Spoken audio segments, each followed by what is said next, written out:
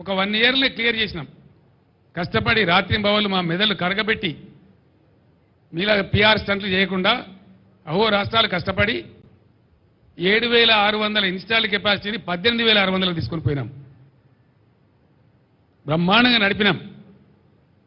మళ్ళీ ఇప్పుడు ఇంకో 1,600 మేము చేసిన కృషి వల్లనే ఎన్టీపీసీ నుంచి వచ్చింది. మరి ఎందుకు పవర్ షార్టేజ్ అవుతుంది అంటే మీరు పక్కా చవటలు దద్దమ్మలు శాతగాని చవటలని అర్థమవుతా ఉంది. అంతే కదా, మీకు నడపడం చేత కాదు, తెలివి లేదు. అది చెప్పాలి బాధ చెప్తా. మేము అసమర్థులం, తెలివి లేదు, మాకు నడపలేకపోతున్నాం, అతను చేతనైతే లేదు. మళ్ళీ కేసీఆర్ చెప్పారుండే అంటారా? ముందే చెప్పారుండే కేసీఆర్ అంటారా? ఈ విధంగా అడ్డగోలుగా ఇష్టమొచ్చిన మాటలు మాట్లాడుకుంటా, పిఆర్ స్టంట్ పెట్టుకుంటా, లంగా మాటలు మాట్లాడుకుంటా పిచ్చి పిచ్చి కథలు చేస్తారు మీరు. ఇవాళ నేను మీ అందరికీ ఒకటే మాట మనవి చేస్తా ఉన్నా, బాధతో మనవి చేస్తా ఉన్నా. ఇది మనిషి సృష్టించినటువంటి కృత్రిమ కరువు. భగవంతుడు కాలమో కాదు, బ్యాడ్ రెయిన్ సీజన్ కాదు. కాళేశ్వరం నేను మీ అందరికీ మనవి చేస్తా ఉన్నా, విలేకరు మిత్రులు దయచేసి కరెక్ట్గా వినాలి, కరెక్ట్గా రాయాలి.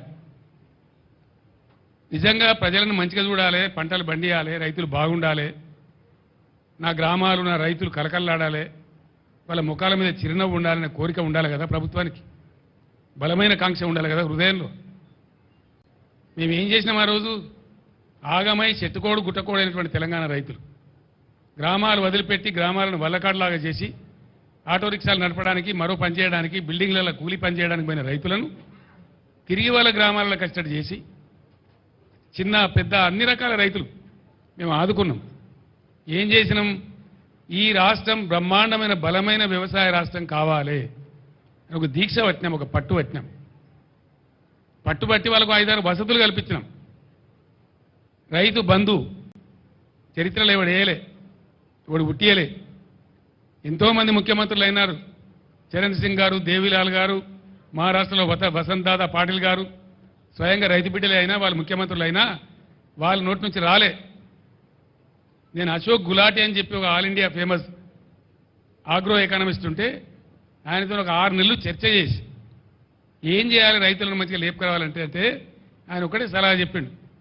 కేసీఆర్ గారు ఒకటే మాట, మీ ప్రభుత్వానికి ఎంత శక్తి ఉన్నదో మాకు తెలియదు, కానీ రైతులకు అన్ని దేశాలలో ప్రభుత్వాలు సపోర్ట్ చేస్తాయి, సపోర్ట్ ఉంటేనే రైతు నిలబడే పరిస్థితి ఉంది అలా అంతర్జాతీయంగా.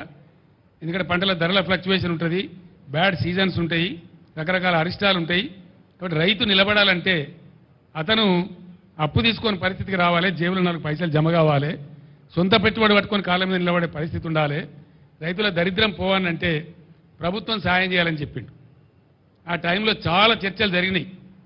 నేను కూడా ఒకరోజు అన్న, పత్రికలు రాసినాయి, యూరియా బస్తాలు కొనిద్దామా, ఇంకోటి చేద్దామా అని మాట్లాడినాం. కానీ అశోక్ గులాటి గారు నాకు చెప్పింది ఏంటంటే, సార్ నువ్వు యూరియా బస్తాలు ఇస్తే వానకాలం కోసం తెచ్చుకునే 2 బస్తాలు మిగులుతాయి, ఆయనకు అవసరం ఉండదు, నువ్వు బస్తాలు ఇస్తావు, ఎక్స్ట్రా అవుతుంది, 2 బస్తాలు అమ్ముకోవాలి, మళ్ళీ అమ్మినరు పీకినరు మళ్ళీ బదనాము. అది కాదు, నువ్వు ఎన్ని ఏదలుచుకున్నావో ఎకరానికి ఇంత అని లెక్క పెట్టి డబ్బులు సాయం చేయమని చెప్పిండు ఆయన. మొట్టమొదటి మేము 4,000తోనే సాయం చేసినాం ఎకరానికి. తర్వాత మళ్ళీ లెక్కలను వేసుకొని 5,000 చేసినాం.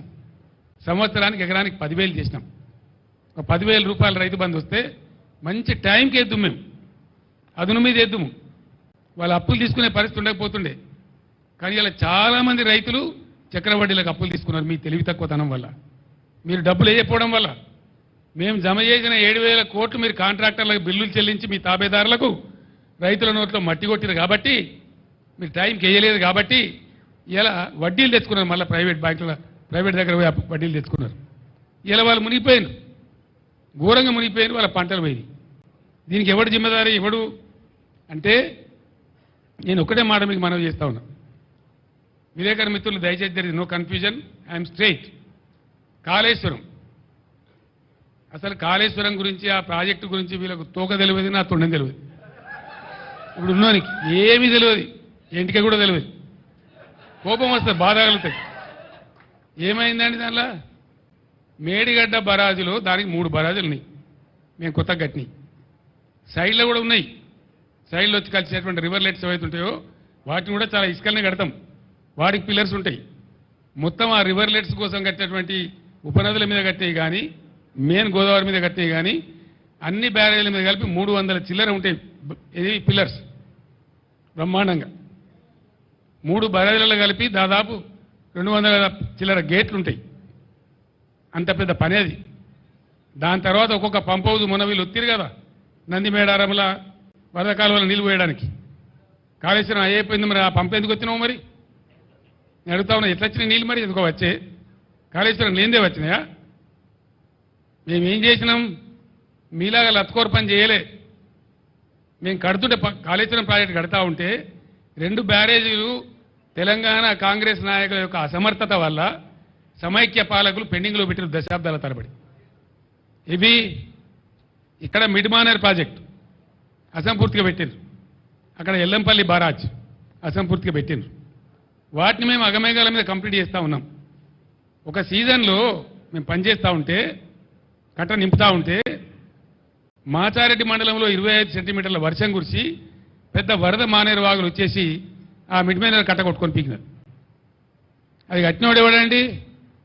ఇవాళ అడ్డం పొడుగు మాట్లాడే కోమటిరెడ్డి వెంకటరెడ్డి మంత్రి, ఇవాళ మంత్రి. వాళ్ళ కంపెనీ, వాళ్ళ అమ్మ పేరు మీద ఉండే కంపెనీ వాళ్ళు కట్టిండ్రు. మేము మీ లెక్క చిల్లరగాల లెక్క వ్యవసాయం. మేము ఏమనుకున్నాం ఆ రోజు? మేఘాల మీద కాళేశ్వరం కంప్లీట్ కావాలి, రైతులకు నీళ్లు రావాలి, ఎంత తొందరగా వస్తే అంత మంచిది, మంచినీటి బాధ పోవాలి, సాగునీటి బాధ పోవాలి రాష్ట్రంలో అని ఆరాటపడ్డాం తప్ప మేము ఆనాడు కోమటిరెడ్డి కంపెనీ మీద కేసు పెట్టలే. మేము పెట్టకపోదుమా, అని జైలు లేకపోదుమా?